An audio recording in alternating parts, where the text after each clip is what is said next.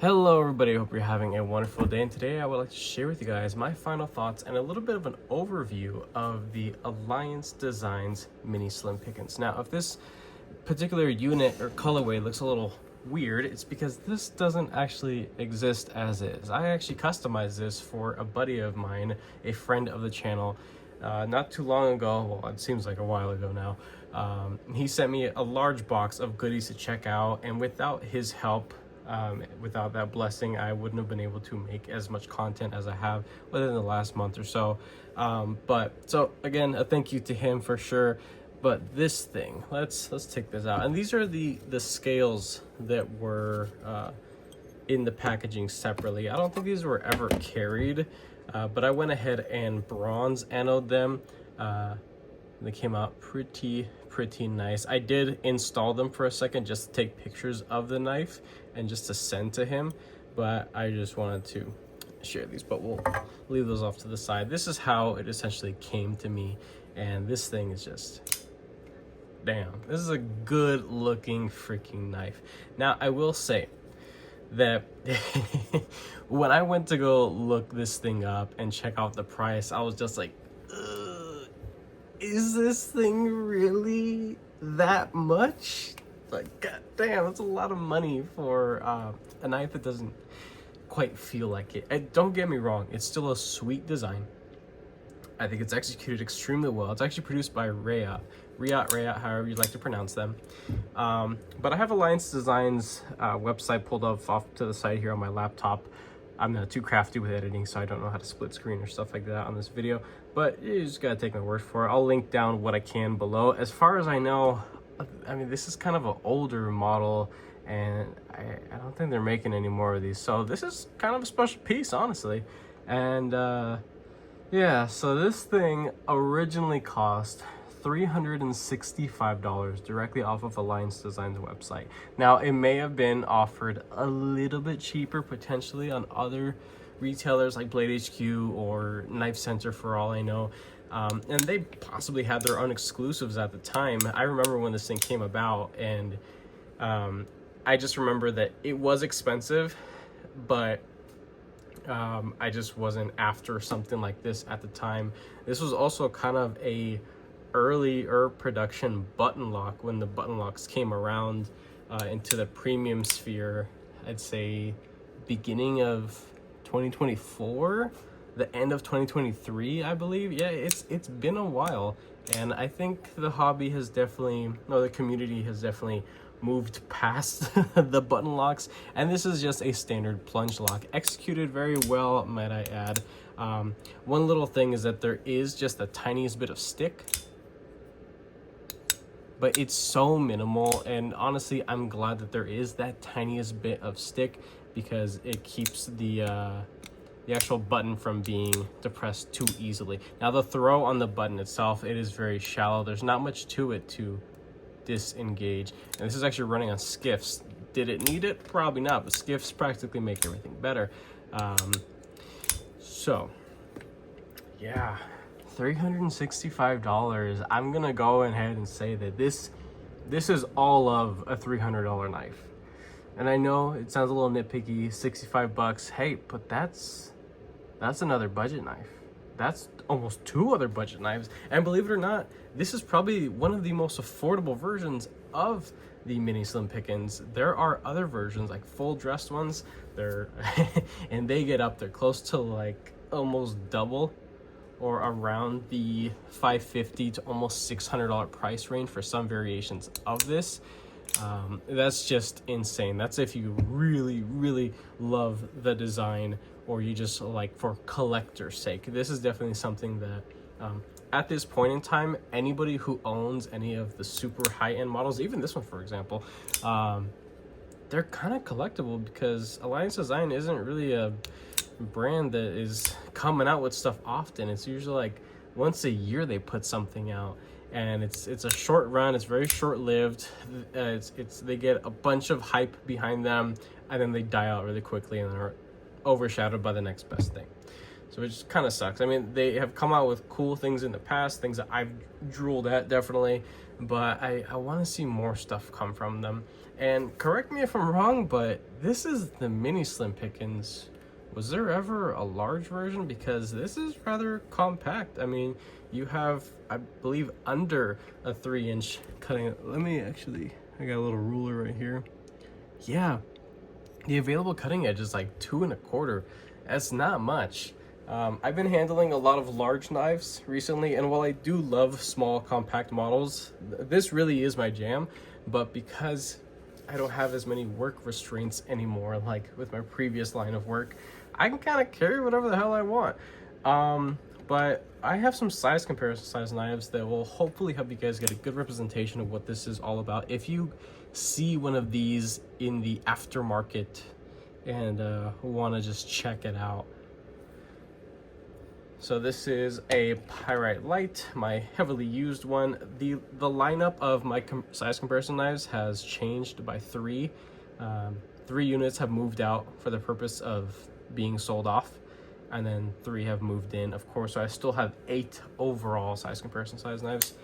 So there's the Pyrite Light, here's the Native 5, and if you guys are fans of the Native 5, which I'm a huge fan, at one point I think I owned like 4 or 5 different variations of it.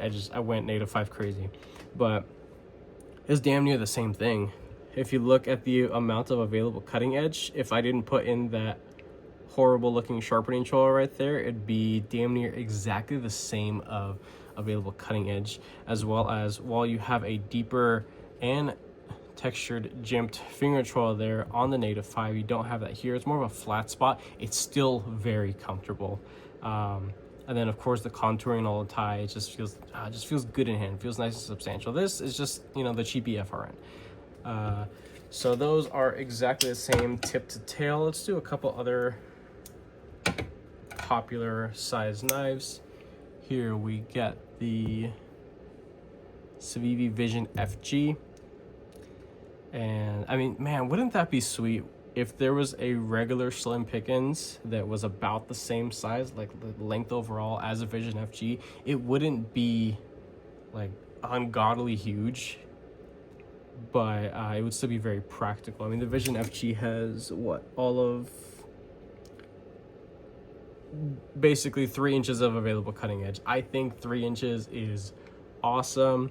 I mean, she told me 3 inches is pretty freaking huge. So the next one is going to be something, I believe, a little smaller than that. This, and I gotta get the name on this because I can't remember it, but this is a relatively new offering from Migron Knives, and I can't remember the name of it. It's just but you guys have probably seen it at this point. It's a newer one. If you go on Migron's website, it'll be the new ones that pop up. But I love this knife. This has replaced essentially what would be the Bug Out or that Free Tiger model that I had previously. This guy has about 2 3/4 of available cutting edge, so not that much. You still get a relatively comfortable design with that forward finger control. That's why I love stuff like this. So there is that, and then some big ones. Here's like Sebenza 31 large, and then the last model that is being replaced. Yes, unfortunately, my MSI is going away. I gotta recoup some funds, but it's being replaced by honestly something I use way more. This is my Sencut Glide Strike. If you know, you know. This is a sweet freaking knife. Absolute value if you're looking for something on that size. Now, actually, you know what? Let me bring out that Glide Strike again.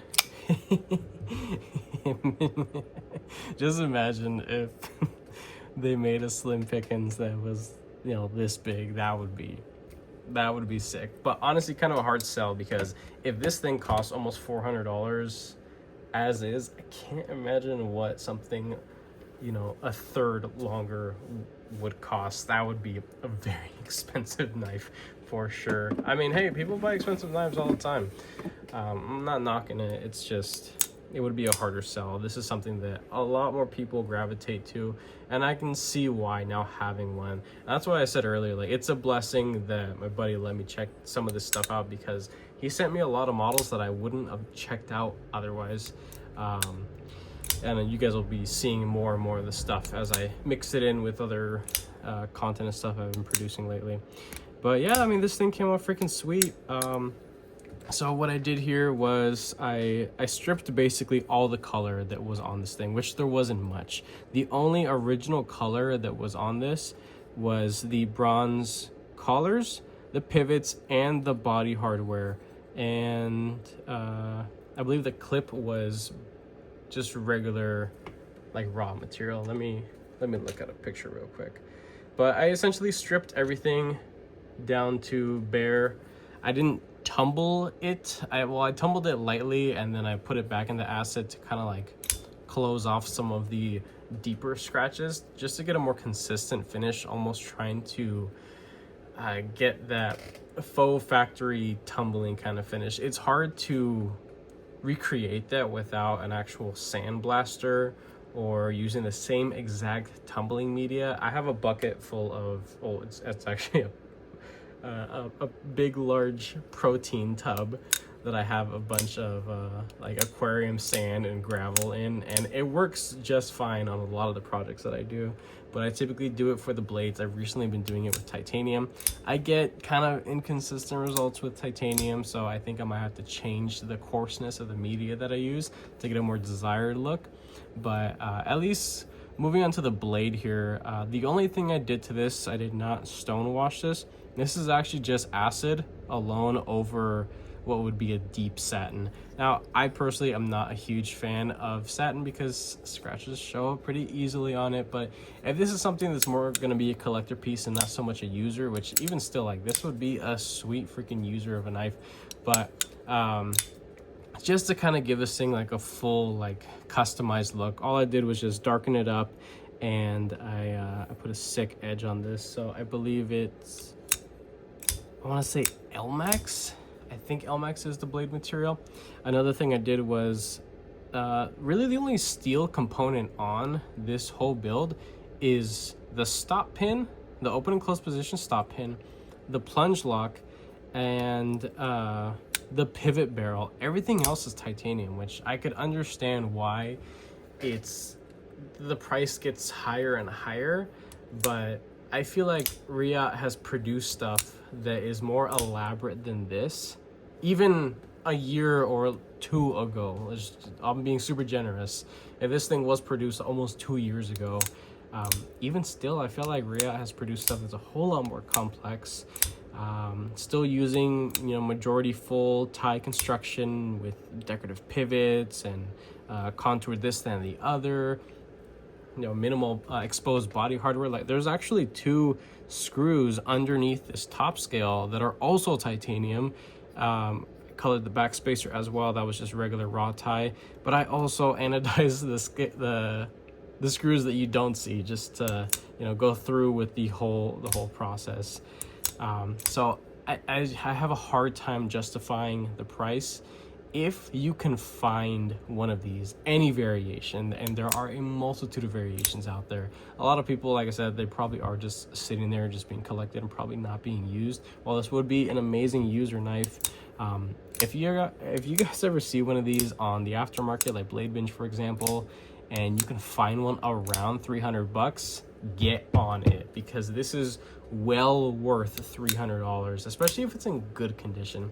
And if it's not, I mean, just look what I was able to do with this. Like, it didn't take me all that long, and with minimal skills, I suppose, and tools at my disposal, I was able to create something that is pretty unique. But the steel button lock here, what's it called? I torched it just to color match and get that bronze. Torching with a MAP gas torch, it could be really sketchy, because if you heat it up too much, you can possibly soften the steel, and that's something that concerns a lot of people sometimes when you're doing things that require really intense heat for surfaces that require toughness for friction and all that kind of stuff, so they don't deform. And but if you do it really quick the first time, you get it right the first time, you won't actually do anything. It's more of just a surface finish. It's an oxidation layer. At least that's how I understand torched hardware pieces, steel hardware pieces. But I think that is really about it. There's not much more I gotta say on this thing. It's just,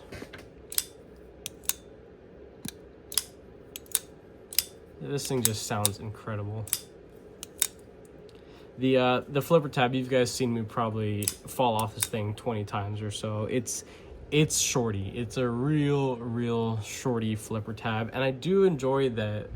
You know, the platform in which the jimping is on, it is higher than the overall thing, but because there isn't a traditional ball detent system, you really got to go through with it. I mean, the plunge and how everything is ground and shaped in the whole lobe portion of the blade tang itself, how all that is machined and tuned, I think it's excellent. I think it's good. If I owned this knife and it was mine and I actually carried it every once in a while, I probably wouldn't fall off as much. But getting it brand new and only taking it out every once in a while to either fiddle around with it or then customize it in my case, I do find myself falling off of it. But it is something that could be very quickly, you can get used to that for sure. So it's not that big of a deal. I would prefer if there was maybe another jimp or two kind of rounding off, you know, the flipper tab there. That would be nice. Or maybe even extending it out just a little bit, just to get a little bit more.